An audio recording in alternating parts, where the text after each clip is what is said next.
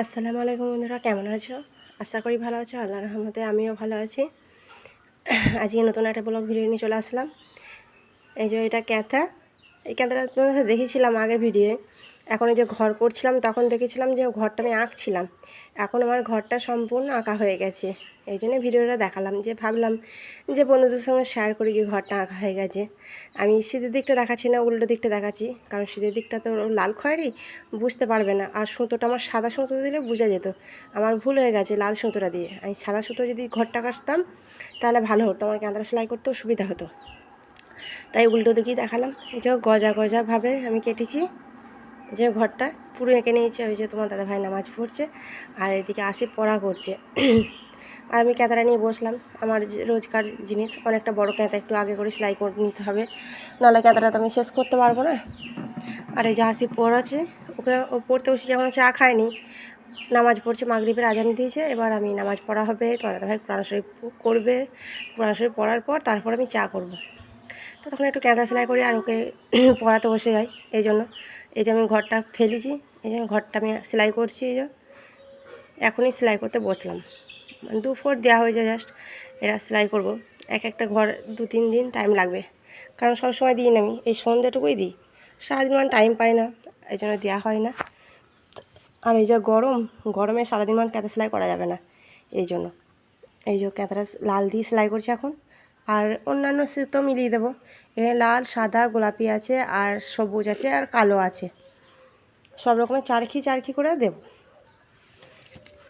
তাই এই যে আসিফ ঘুম ধরে গেছে বন্ধুরা। ও মানে দুপুরবেলা ঘুমাবে না, এত ফাঁকিবাজ, দুপুরবেলা ঘুমাবে না, সন্ধ্যাবেলা পড়তে বসাবো আর ও ঘুমের নাটক করবে।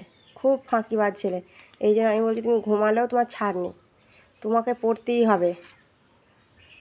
আর মুখ পান তাকিয়ে মায়াভাবে তাকিয়ে আছে, এত মায়া লাগছে। কিন্তু পড়াশোনার দিকে মায়া দেখাতে গেলে হবে না, তাহলে পড়াশোনা হবে না। তাহলে চলো আমরা চাটা খেয়ে নিই বন্ধুরা। আমাদের চা খাওয়া হয়ে গেছে, আর চা খাচ্ছিলাম আর দিদি হঠাৎ দেখছি ফোন করেছে। আমার এখানে একটা দিদি আছে, তোমরা জানো, দেখিয়েছিলাম। ওই দিদিটা ফোন করেছিল, দিদিকে বললো যে একবার আমাদের বাড়ি আয়, আমি তো নেই, ছেলে মেয়েগুলো একা আছে, তোরা একটু বসবি। এই জন্য আমরা 3 জনে মিলে যাচ্ছি। আর এই যে ঘরে তালা দিচ্ছি, দেখতেই পাচ্ছ। যাই দেখি কি বলে, এই জন্যে রওনা দিলাম, চাবি দিয়ে দিলাম ঘরে। আর ওই যে আসিফ একা দাঁড়িয়ে আছে, ও যাওয়ার জন্য তো রেডি, ও গেলে পড়তে হবে না, এই জন্য খুব খুশি। এই যে আসিফ হাঁটা দিয়েছে। তাই চলো আবার বাড়ি গিয়ে দেখা হচ্ছে বন্ধুরা। এই যে বাড়িতে চলে এসেছি আর একটু বসেছিলাম। তারপর এই যে আমার বোনজি মোমো বানিয়েছিল, দিয়ে যে খালা দেখো মোমোটা কেমন টেস্ট হয়েছে, খেয়ে দেখো। আর আসিফ অলরেডি খাচ্ছে। আসিফ বলছি কেমন হয়েছে, আসিফ বলছে খুব ভালো হয়েছে খেতে। চিকেন মোমো বানিয়েছে। তো চলো আমি একটা হাতে তুলে নিয়ে নিলাম, কেমন হয়েছে খেতে দেখি। এই যে আসিফ বলছে দেখো আম্মু ভেতরে দেখো কেমন, মানে ও চিকেনটাকে মানে পিস করে কেটে মানে ভুনে নিয়েছিল, মাংসটাকে রান্না করে নিয়েছিল, দিয়ে তারপর মানে পুরটা ভরেছিল। তাহলে চলো আমিও একটা নিয়ে খেয়ে দেখি কেমন হয়েছে। এই যে আমি খাচ্ছি, মানে খুব ভালো হয়েছে খেতে, এত সুন্দর টেস্ট হয়েছে না বন্ধুরা, খুব সুন্দর টেস্ট হয়েছে, মানে খেতে খুব ভালো। এই যে আমিও নিচ্ছি, এই যে খুব সুন্দর খেতে হয়েছে। দোকানের থেকে আমি বলবো খেতে ভালো হয়েছে। একটা দোকানে, সব দোকানে তো খাইনি, কিন্তু আমি যতগুলো দোকানে খেয়েছি আমার অতটা ভালো লাগেনি। স্যুপটা তো একদম ভালো বানাতে পারে না দোকানে, একদম বাজে বানায়। আর ওর তুলনায় এটাই খুব ভালো হয়েছে। তা চলো একবারে বাড়ি গিয়েই কথা হচ্ছে। এই যে আমরা বাড়ি চলে এসেছি, আর দিদিও চলে এসেছিলো, দিয়ে আসিফকে 3টে মিষ্টি দিয়েছিলো, মানে দিদির মারা দিয়েছে, দিয়ে সেখান থেকে আসিফকে আবার 3টে দিয়েছিলো। আসিফের আব্বু একটা খেয়েছে, আসিফ একটা খেয়েছে, আর এইটা আমি যে আমি একটুখানি নিই।